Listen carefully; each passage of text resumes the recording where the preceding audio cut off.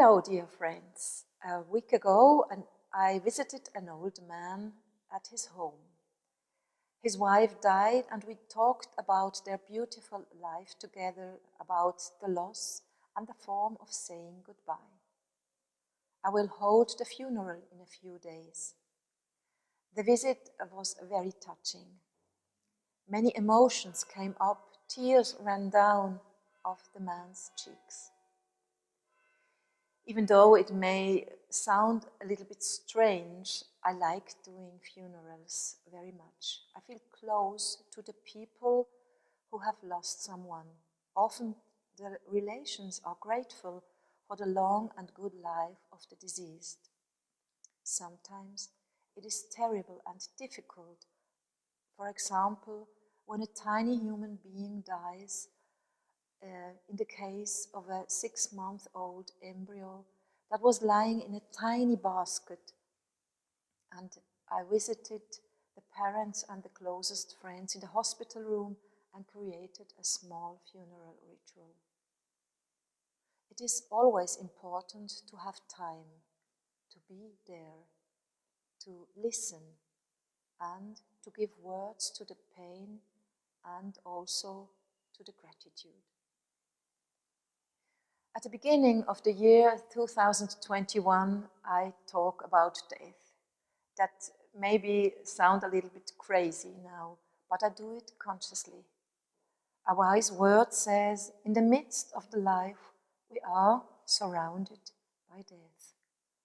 Or the Bible says, God, teach us to consider that we must die, that we may become wise.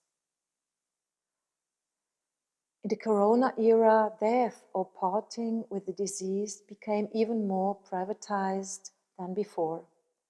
On the one hand, for decades, one has read more and more often in the newspapers that the deceased have been buried in the closest circle. The funeral is already over.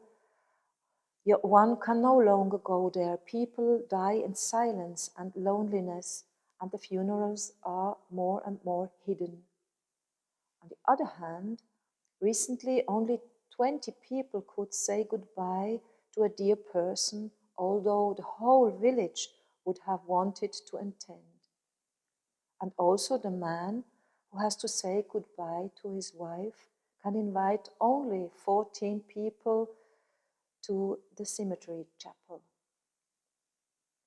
It is important to speak about death and the dignity of dying people. The latter has been increasingly lost to us in the first corona wave. My colleague, who is a hospital chaplain, has held the hand of many dying persons who was not allowed to be visited by anyone until the very end. She gave the last touch that we shy away from, that is forbidden at the moment. But it is so necessary and important.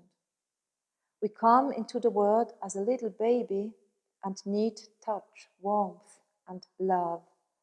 And we go from this world often old and sick, but not abandoned, untouched, and alone.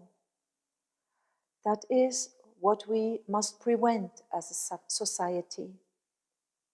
In fact, the Church suffers from the same panic that society suffers from death, says the Jesuit Jean Blaise Fellet. Yes, death is denied in our civilization. If we take good and wise care of the dying and their dignity, we can also take care of the life, what now begins with so much hope at the beginning of the 2021. Wherever you are blessed. Be a blessing.